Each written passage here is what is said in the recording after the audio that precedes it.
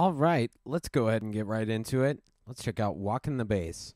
So right off the bat, let's check out our style here in the top left. In bold, it's going to say swing. And so this means that this piece is going to have swing eighth notes. So again, they are going to be a little bit different than straight eighth notes. Swing eighth notes are long, short, long, short, long, short, long, as opposed to straight eighth notes, 1 and 2 and 3 and 4 and straight eighth notes, very even.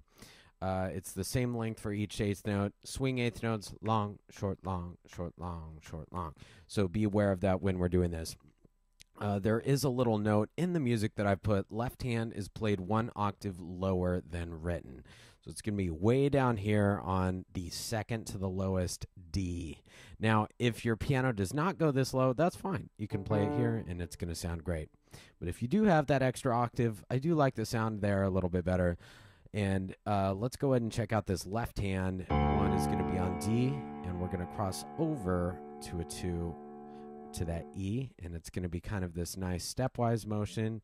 D, cross over, cross under, and under again. So watch that slowly, that left hand, thumb, we go over with the 2, we go under with the 1, play the 2 again, and then we go under. D, E, F, E, D. And then this next left hand, we're just walking down, skip here, back to 1. So it's this kind of nice bass line there. 2, 3, boom. Right, and for the majority of this tune, it's this conversation, this question and answer phrase between the left hand and the right hand throughout there. And so let me play that for you. We're going to walk. This is our question in the left hand. Here's our right hand, answer. Question, answer. Question, answer. Question. And so that left hand kind of repeats. It's like 2 ideas in there. This is the first one, second one. First one, second one. So lots of repetition while the right hand is doing slightly different things there. Let's talk a little bit about measure 9. I love this section. It's just a blast to play. It's a lot of fun. So the first 2 lines we had talked about more of a question and answer sort of texture between the hands. Measure 9 sounds very powerful because hands are playing together there. And so we have this little pickup going into measure 9. We have in the left hand D, C, and then here we have a nice powerful chord, hands together. And then this right hand, 1, 2, 3, and 4, step, 2, 3, and 4. Now, check out that left hand right in measure 11. It's so cool. We've already done it before. We've done it before 2 other times. We've seen it in measure 3. We've seen it in measure 7. It's the exact same thing. Bring in elements back that we've seen before. That's always a good thing. And be aware of that right hand rest in measure 10. It's a super small detail, but I think it makes it so much cooler. Listen to that right hand. 1, 2, 3, and 4.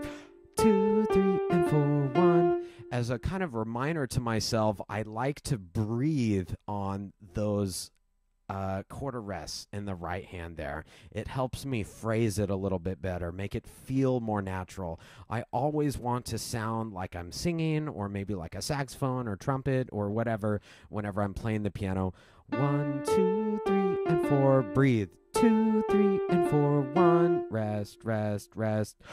2, 3, and 4, 1, 2, 3, and 4, 2, 3, and 4, 2, 3, and 4, 1, 2, 3, and 4, and so I like putting in those little breaths there. It makes it feel more natural. It makes it feel like a band or a singer is playing that, and that's so cool. And that's exactly the sort of phrase and how I want you to think of this. As little individual kind of short breaths there that will also help you play it. That will help your counting there. So let me play both hands for you, measure 9. I'm going to go pickups into measure 9 with the left hand.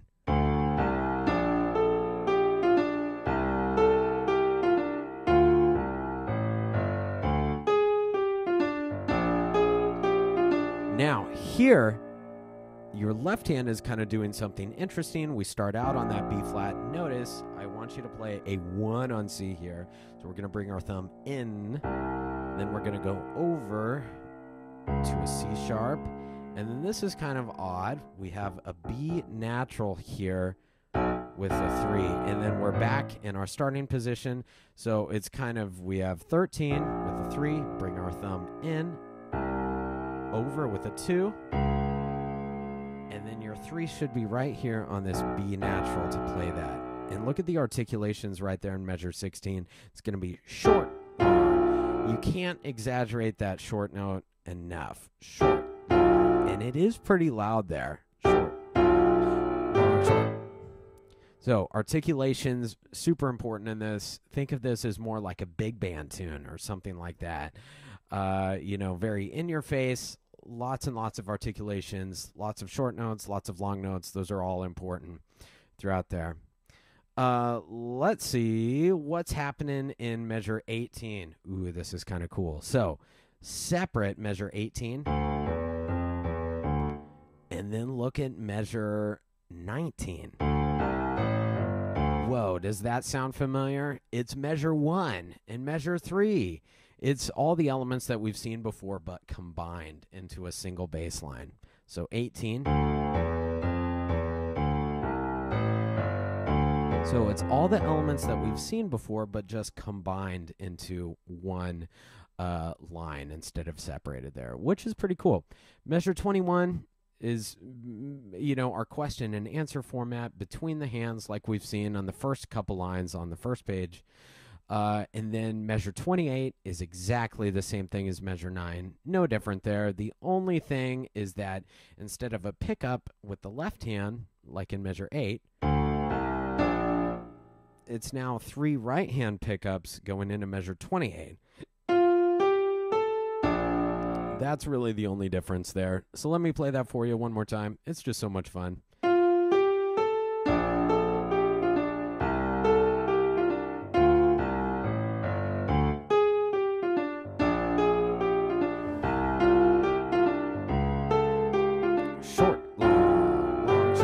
Now, this is one of my favorite parts of the piece, and it is a little tricky for students, 36. And what's hard about this is the timing. I'm trying to trick the audience a little bit with where they feel beat 1. And so listen as I count this super slowly. We're going in 36. It'll be 1, 2, 3, and 4. 1, 2, and 3, 4. 1, 2, 3, and 4. 1, 2, and 3, 4. And what's kind of tricky about that is that I'm putting the emphasis on the second beat rather than beat 1.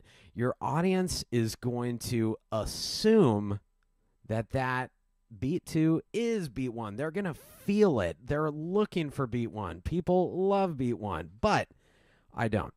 And so we're resting 2, 3, and 4. 1, 2, and 3, 4.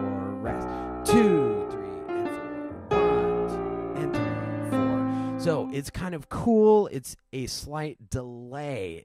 We're playing with people's expectations a little bit, which is neat. It's unexpected, and it's kind of cool, and it's something different, and it's a little more syncopated, a little more off the beat, which I love, but it can be kind of tricky. What I would recommend doing for this section is I'm a very, very big advocate for drumming, especially with tricky things with coordination. And so my right hand is drumming right hand things just on the lid of the piano. I'm not actually playing the notes. It could be on your lap, whatever you want. And left hand is drumming left hand things. And we're going to be just counting out loud and drumming the rhythms. What this does is it takes the notes out of the equation to where you're just concentrating on rhythm, hand coordination, and good time. So let's try that. 36, drumming. 2, 3, 4, rest. 2, 3, and 4. 1, 2, and 3, 4, left. 2, 3, and 4. 1, 2, and 3, 4, half note, half note. And what that does is it really concentrates on the rhythm and the time, which is what students struggle with the most on this. Let's talk a little bit about this left hand here, because it is a little bit tricky.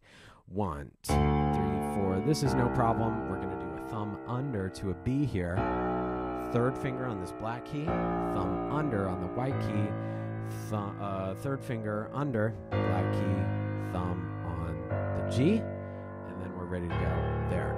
Now, why I did like all the 1 and 3, 1, 3, 1, 3, that's actually pretty standard fingerings for what we call the chromatic scale. And the chromatic scale is like every single half step. C sharp, D sharp, E, F, every single note. And so in order to do that, we're having to alternate between a thumb and a third finger is typically how people do it. The reason for that thumb is the shortest finger. And so that's my logic behind that. So we would be doing thumb, 3, thumb, 3, thumb. Just like a chromatic scale right there. It's very easy to find in the hand, very easy to play. So just be aware of that. Let's see. So let's play 36 together, super slow. 1, 2, 36. 1, 2, 3, and 4. 1, 2, and 3, 4. 1, 2, and 3, 4. Now check this out. I love these chords here. In your right hand, if you follow my fingering, should just be right there. You don't even have to do anything. We are going to put the thumb down a step there, make those 2 chords. Let me play those again for you. They're so much fun. 40. And then we finish it out. 2, 3, 4. Big there. Awesome. All right. Thanks for tuning in on this one. That will wrap it up for Walkin the Bass. See you next time.